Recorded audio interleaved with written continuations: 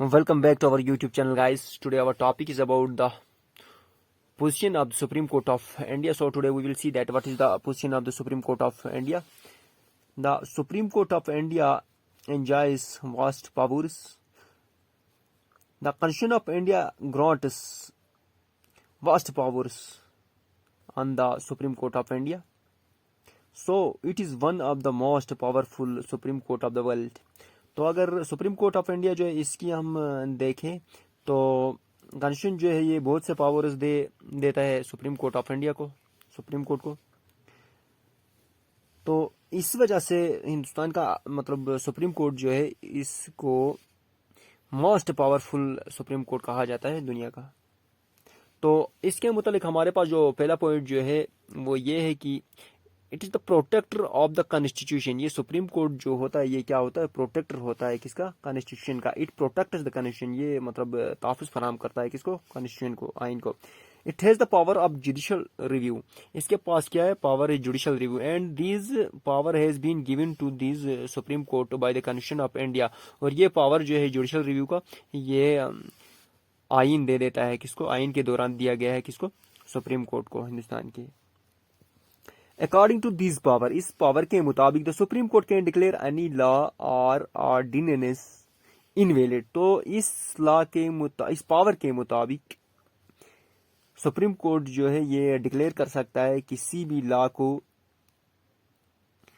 और ऑर्डिनेंस को invalid if that law or that ordinance violates the provision of the constitution। अगर वो क्या करते हो, वायलेट करते हो किसको, प्रोविजन इसको, हिंदुस्तान के, तो उससे फिर उस ऑर्डिनेंस या उस लॉ को इनवैलिड डिक्लेयर किया जा सकता है इस लॉ के मुताबिक। जो जुडिशल रिव्यू जो पावर है, इस पावर के मुताबिक ये पावर जो दे दिया गया है सुप्रीम कोर्ट को कॉन्स्टिट्यूशन के दौरान।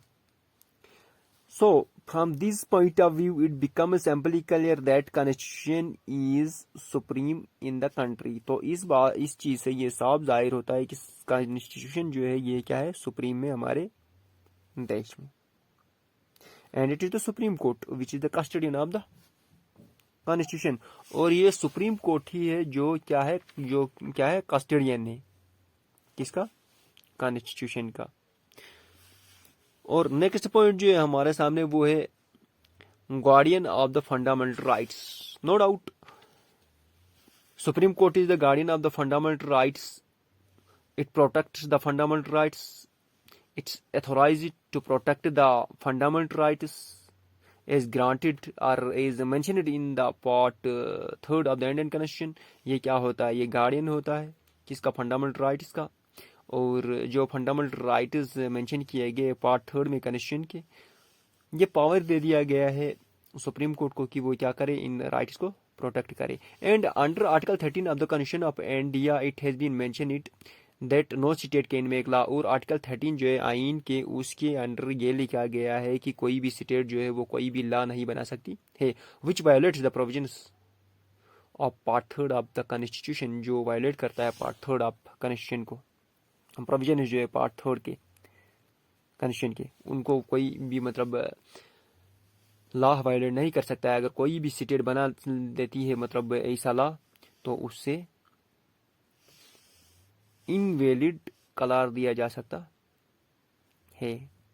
और ऐसा लॉ कोई भी स्टेट जो है वो बना नहीं सकती है। So from this it is the obligation of the courts, that is the supreme court or high courts। तो ये obligation है हर एक कोर्ट का, चाहे वो सुप्रीम कोर्ट हो या मतलब हाई कोर्ट्स है, to issue certain writs so to enable every citizen to enjoy his fundamental rights permissibly। ताकि हर कोई व्यक्ति जो है, हर कोई सिटीजन जो है वो क्या कर सके, अपने जो फंडामेंटल राइट्स जो है उनको सही तरह से एंजॉय कर सके। ताकि मतलब ये हर एक कोर्ट का, चाहे सुप्रीम कोर्ट हो या हाई कोर्ट हो, उसका उस पर फर्ज है, उस पर ये ऑब्लिगेटरी है कि वो क्या करे, रिट्स जो है उनको इश्यू करे, ताकि हर कोई व्यक्ति जो है वो क्या कर सके, अपने राइट्स जो है, जो कॉन्स्टिट्यूशन के दौरान राइट्स दे दिए गए, वो हर कोई व्यक्ति जो है एंजॉय कर सके। Thus it is amply clear, it is vividly clear that the supreme Court is the guardian of the fundamental rights of the people of India. तो इससे ये वाजिया हो जाता है कि सुप्रीम कोर्ट जो है ये क्या है, गार्डियन है फंडामेंटल राइट्स का। और नेक्स्ट पॉइंट जो हमारे पास है वो ये है कि it's the custodian of the federal scheme. तो ये क्या है, कस्टडियन है फेडरल स्कीम का। If we will talk regarding this federal scheme, in the federal type of the system, in federalism the powers are being divided into two government, that is the state government and central government. Federal system में जो होता है इसमें power जो होते हैं वो divide किए जाते हैं दोनों सरकारों में। जो स्टेट मतलब मरकजी सरकार जो होता है और रियासती सरकार जो होता है, जो सेंट्रल गवर्नमेंट और स्टेट गवर्नमेंट होता है उसमें मतलब डिवाइड किया जाता है। Only with the purpose for these convenience of administration, सिर्फ कन्वीनियंस के लिए एडमिनिस्ट्रेशन के, ताकि ये पावर डिवाइड किए जाए तो एडमिनिस्ट्रेशन करने में आसानी पैदा हो सके। तो it is also called as custodian of the federal scheme. The Constitution of India empowers the Supreme Court to hear the cases involving the government of India or any one state or mere states or cases involving the states only. तो ये power दे दिया गया है supreme court को constitution के दौरान कि वो क्या करे, सुने तमाम उन केसेस को जिन केसेस में इन्वॉल्व होती है कंट्रीज या सारी रियासतें या रियासत और मतलब नेशन, या सिर्फ रियासतों के आपस में जो डिस्प्यूट्स होते हैं या रियासत का कोई डिस्प्यूट होता है सेंट्रल गवर्नमेंट के साथ, तो इन चीज़ों को क्या करे, सुने कौन, सुप्रीम कोर्ट। ये क्या दे दिया गया है, ये मतलब पावर दे दिया गया है किसको, सुप्रीम कोर्ट को, बाय कॉन्स्टिट्यूशन ने दे दिया है ये।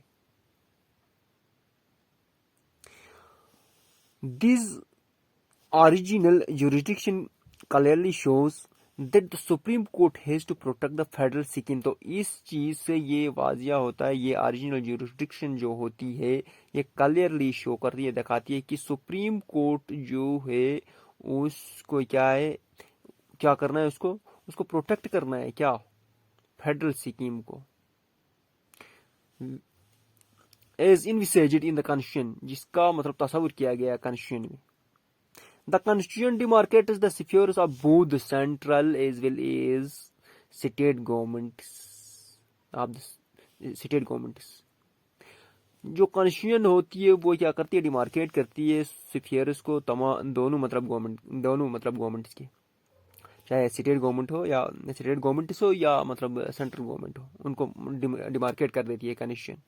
any government violating it sphere, कोई भी गवर्नमेंट चाहे स्टेट गवर्नमेंट हो या सेंट्रल गवर्नमेंट हो, जो अगर स्फीयर अपने स्फीयर को क्या करता हो, वायलेट करता हो, by making laws not under its jurisdiction और डिपार्ट बाय द कॉन्स्टिट्यूशन, ऐसा लॉ बना के, ऐसा कानून बना के जो इसकी जुरिडिक्शन के अंदर ना हो, तो उन लॉज को क्या करें, क्या किया जाता है कॉन्स्टिट्यूशन के द्वारा, डिबार किया जा सकता है, डिबार किया जाता है, रद्द किया जाता है। So from this point of view it becomes amply clear that supreme Court is the custodian of federal scheme. तो इससे ये क्या होता है, साफ वाजिया हो जाता है कि सुप्रीम कोर्ट जो होता है ये क्या होता है, ये कस्टडियन होता है किसका, फेडरल स्कीम का। So this was today's hour topic about this position of the supreme court. I hope that you will find it helpful. It will prove helpful to you, and if you learn something, if it proves beneficial to you, then do subscribe our channel and like it. We will meet next time with the next video. By then, Allah Hafiz, World Victory.